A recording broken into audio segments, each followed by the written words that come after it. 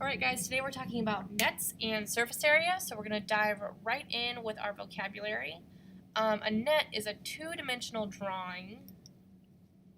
It's a two-dimensional drawing, so a flat drawing, used to represent a three-dimensional object. So here you can see we have, this would have been a cube. It's like a tissue box, but they unfolded it so that it was all flat. So you can think of a box before you fold it, before it's like a box, it's all unfolded. A prism is a three-dimensional figure with parallel and congruent bases. And both of these bases are going to be polygons. The sides, then there should be the word or faces are rectangles. And my computer is moving really slow today, so you're going to see a couple dashes like that occasionally, and I do apologize. A rectangular prism has bases that are rectangles. Okay, so your congruent bases are going to be rectangles, and here's an example. A face is just one of the flat surfaces. It could be one of the bases or one of the other sides of your 3D object.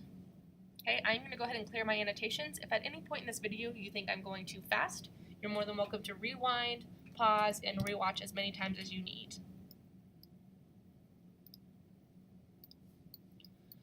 Okay, I want you to take a moment and based off those definitions that we just read through, I want you to try and label these four objects as a cube or a rectangular prism, and then unpause the video and check your work.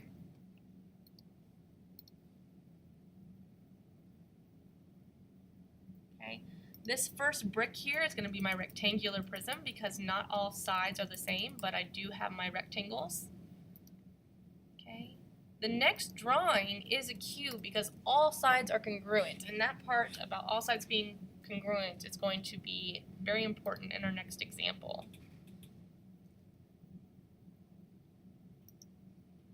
This dice is also a cube. If you think of a dice you've ever held or used in a game, all sides are equal, which makes it a cube. And then this last figure is also a rectangular prism. We don't see all congruent sides, but we have the rectangle on the top and the bottom. Okay, we want to practice not only identifying those images when they're three-dimensional, but also when they are flat and two-dimensional. So we're going to practice that right now. And again, if at any point I'm going too fast, please pause the video. I would like you to try these on your own, and then play the video and check your work. I'm going to change the color from red. It's pretty blue.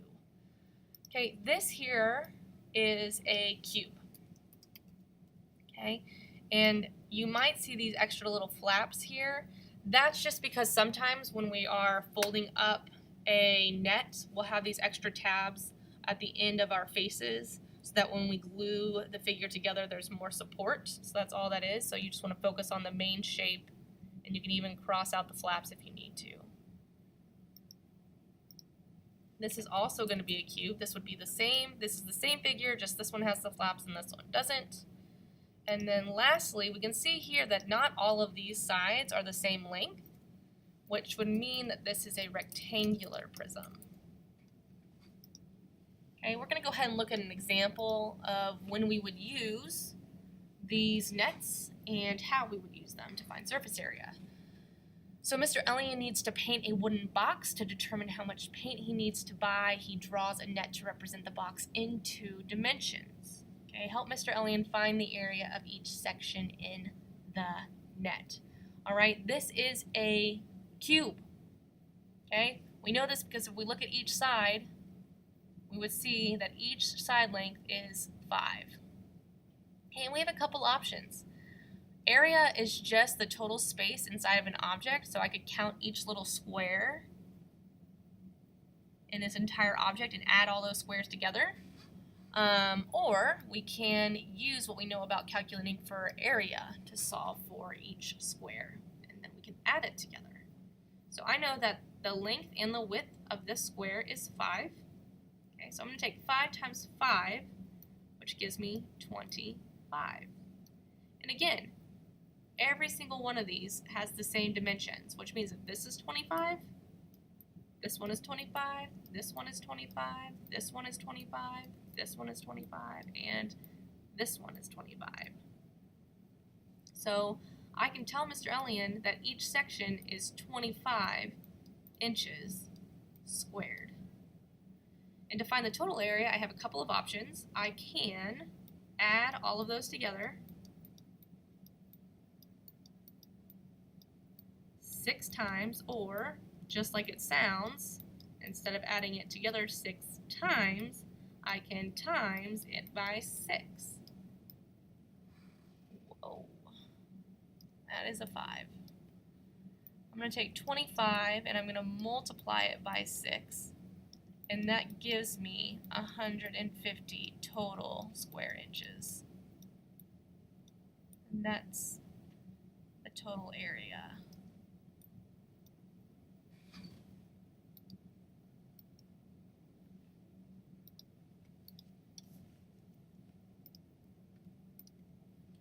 We're going to go ahead and move on. I'm going to start filling out this box, and then I want you to try to pause the video and complete the box on your own, and then check your work with mine. Alright, so we just talked about what happens if we have a side length of 5, because that's exactly what happened in the example above. We know that the area of one face is going to be 25, and we know that there are 6 total faces. And if I want to find the total surface area, I can just multiply those together, which gives me 150.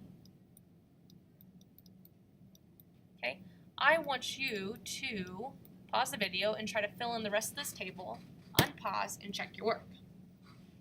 Okay, when you check your work, you should see that all 6 faces, or this entire column should all be filled in with the number 6, because all cubes are going to have 6 faces. Alright, and then here you should have all of the edge lengths squared. So 5 times 5 was 25, 6 times 6 is 36, 7 times 7 is 49, and then 8 times 8 is 64. I'm going to take each of these values and I'm going to multiply it by 6. So I end up with 216, 294,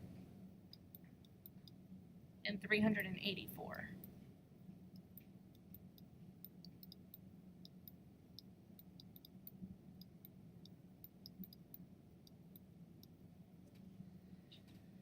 All right, here we're going to work backwards. So we know that the total surface area was 600, which if we divide that by 6, we're going to end up getting 100. And then I have to ask myself, what is the square root of 100? Well, the square root of 100 is 10, which means my side length here is 10. Here I'm going to need to take my total surface area and I'm going to need to divide it by 6, which is going to give me 225 for the area of just one of my faces. And again, I have to ask myself, what is the square root of 225? When I plug that into my calculator, I get that the square root is 15. Alright, and this helps us put together our surface area of a cube, which is 6 times whatever the side length is, S equals side length squared.